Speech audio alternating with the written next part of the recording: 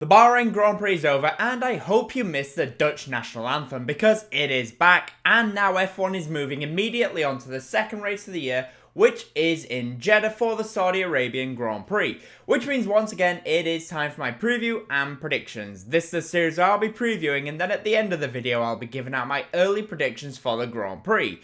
If you enjoyed the video, then please hit the like button and subscribe for more F1 content. Now, let's get straight into the video. As usual, I'll be talking about Aston Martin, McLaren, Mercedes, Ferrari and Red Bull later on, so stick around for that. Yes, F1 is already moving on to the second round of the year, and the circuit is Jeddah, which is a completely different challenge to the circuit in Bahrain. The Bahrain circuit is one of the toughest races of the year when it comes to tyre wear due to the abrasive surface. The Saudi Arabian circuit, however, is one of the most gentle circuits when it comes to tyre wear due to the surface of the Jeddah circuit being a lot smoother. Alongside this, the Jeddah circuit is one where there is no margin for error. It is an incredibly fast circuit with a lot of walls very close to the circuit, meaning that if any driver does make an error, then they will be severely punished, as it usually means a trip into the wall and at high speed.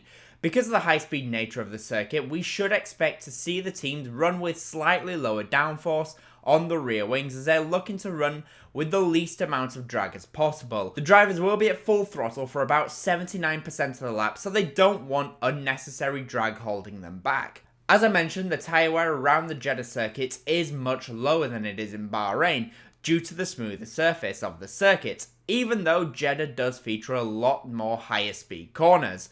Because of the low tyre wear, Pirelli will be bringing a step softer tyre to Saudi Arabia compared to what they brought to Bahrain, meaning that the hard tyre will be the C2 tyre, the medium will be the C3, and the soft compound of tyre will be the C4 tyre. The lack of tyre wear around this circuit means that, rather unsurprisingly, the majority of drivers only did a one stop last year, as there was a total of 24 pit stops. With there not being any changes to the tyre choices or the tyres themselves, then I anticipate that once again we will see the majority go for a one stop, starting on the medium tyres and then going to the hard tyres for the second half of the race. However, we could see some multi-stops if a safety car comes out at a decent time, and with this being Jeddah, well, a safety car could just come out at any time. Overtaking in Jeddah is not the easiest, despite the circuit looking like it should be one of the easiest on the calendar, and this is due to the walls and how some of the corners are structured. Alongside this, the general low downforce setup of the F1 cars means that the drag reduction system is not as effective around this circuit. However, with that being said, there was still a decent number of overtakes last year, as there was a total of 36 on-track overtakes, which is just one less than the number of overtakes in Bahrain in 2023. To help with overtaking, there are 3 DRS zones around the Jeddah circuit. The first DRS zone is down the pit straight into turn 1, the second DRS zone is on the run from turn 19 to turn 22, and this zone doesn't really do much to produce overtakes, but it does help set up overtaking opportunities for the third DRS zone, which runs from turn 24 to turn 27. Last year's pole position lap time was a 1:28.265, and that was set by Sergio Perez in the Red Bull. During this qualifying lap, Perez was able to reach a top speed of 338 km per hour, which for a street circuit is pretty unbelievable. The fastest lap in the Grand Prix was a 1:31.906, and that was set by Max Verstappen on the final lap of the race, showing that tyre wear really does not play much of a factor around this circuit. I just want to say that if you are enjoying the video so far, then I would really appreciate it if you hit the like button and subscribe for more F1 content. Now though, let's get back to the video and let's talk about the top 5 teams, starting with Aston Martin. For Aston Martin, when it came to the Bahrain Grand Prix, it seemed like it was a bit of a difficult race for them as a team.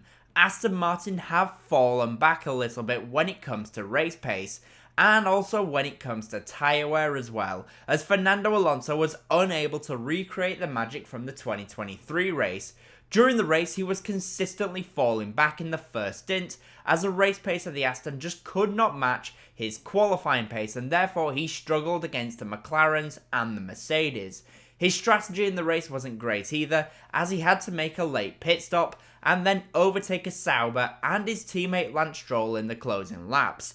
For Saudi Arabia, I feel like Aston Martin will continue to be the 5th fastest team. The high-speed corners is not their strongest point, and the Jeddah circuit is filled with those. If tyre wear is a limiting factor for them, at least that will be a positive due to Saudi Arabia not really having any tyre wear. For them though, like I said, I anticipate they will be the 5th fastest team, and we're going to probably see Alonso battle for P8, maybe a P7. For McLaren, the Bahrain Grand Prix was an alright race. The qualifying performance was a little bit more disappointing for them, but in the race, Lando Norris and Oscar Piastri had very good pace. Lando Norris was closing the gap to George Russell, showing that the race pace of the McLaren, in my opinion, is the 3rd fastest at the moment. He would have beaten Russell if not for a poor qualifying performance in my opinion. Piastri had a good race, but a slow stop and Hamilton perfecting the undercut meant that he was able to get ahead of Oscar Piastri. For Saudi Arabia, I anticipate that McLaren are going to be in the mix with Ferrari. The circuit characteristics are going to suit them very nicely, and I wouldn't be surprised if we see Norris fight for the podium. The high-speed nature of Jeddah is where McLaren excel. We saw that they were very strong in Bahrain at the high-speed section, and we also saw last year that they were strong at high-speed circuits like Suzuka and Silverstone. The only concern is the lack of top speed. This could be the only issue that holds them back in my opinion, as this circuit does feature a lot of flat-out sections which are very long. Reliability is already a concern for McLaren as well, as they have had to change power unit components on Lando Norris's car. For Mercedes, the Bahrain Grand Prix was, in my opinion, a little bit of a disappointment. They are still 3rd in the Constructors' Championship, but I feel like McLaren are the stronger package at the moment. The tyre wear at the end of the Grand Prix left George Russell very vulnerable to Lando Norris, and Hamilton only really beat Piastri due to a successful undercut. Going into Saudi Arabia, I anticipate that there could be issues for them compared to McLaren.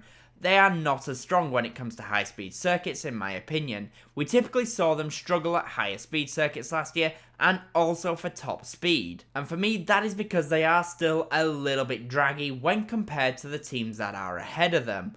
Also for Mercedes, similarly with McLaren, there will be reliability concerns. Williams had overheating issues with Alex Albon, and right now I'm not sure if that was brakes or power unit related, but alongside this, Norris in the McLaren already had to change some components, and George Russell had to worry about overheating during the Bahrain Grand Prix, and it wasn't even a warm race.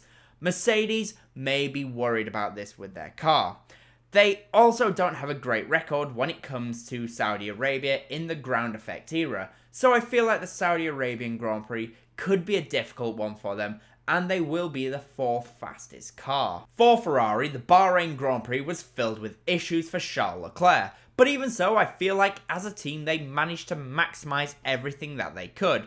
Carlos Sainz had a brilliant Grand Prix and scored a fully deserved podium to start his final season with the team, but he was just about unable to fight Sergio Perez in the Red Bull, despite the fact that Sainz had hard tyres and Perez had 20-lap old soft tyres. Charles Leclerc had plenty of braking issues as well, especially in the early part of the race. This heavily compromised him, and he had to recover later on in the Grand Prix by re-overtaking George Russell to fight back to 4th place. In Saudi Arabia, I think Ferrari are gonna have a harder time than they did in Bahrain, and they will not be clearly the 2nd fastest car. I anticipate a harder fight from McLaren behind, which could stop them from ending up on the podium, but I do expect the fight between those two teams will be close. And finally for Red Bull, Bahrain went just about as perfectly as it possibly could have. Max Verstappen had a simply lovely race as he dominated the Grand Prix and was lapping in the early stages roughly a second a lap faster than anyone else, and the Red Bull, much like last year, had superior tyre wear, and the race pace for Sergio Perez was incredibly strong, and you can see how strong his tyre wear was as he was able to hold off Carlos Sainz for around 20 laps, despite Perez being on the soft compounder tyre and Sainz being on the hards. Because of this, Red Bull can go into Saudi Arabia with a lot of confidence. This is a circuit that they typically go very well at, and the circuit characteristics should suit their car very nicely. The smooth surface mixed with high-speed corners means that we could see them dominate even more than in Bahrain. So with that in mind then, what are my predictions for the Saudi Arabian Grand Prix? Well, pole position has to go to Max Verstappen in the Red Bull. But what about the top 5? Well, I think in P5 it will be Carlos Sainz in the Ferrari. P4 will be his teammate Charles Leclerc, also obviously in the Ferrari. P3 will be Lando Norris. P2 will be Sergio Perez. And yes, I think Max Verstappen will win yet another Grand Prix. But that is what I think. The question is though, what do you guys think? In the comment section down below, let me know your thoughts. And as always, comment, leave a like, and subscribe for more F1 content. Thank you all so much for watching.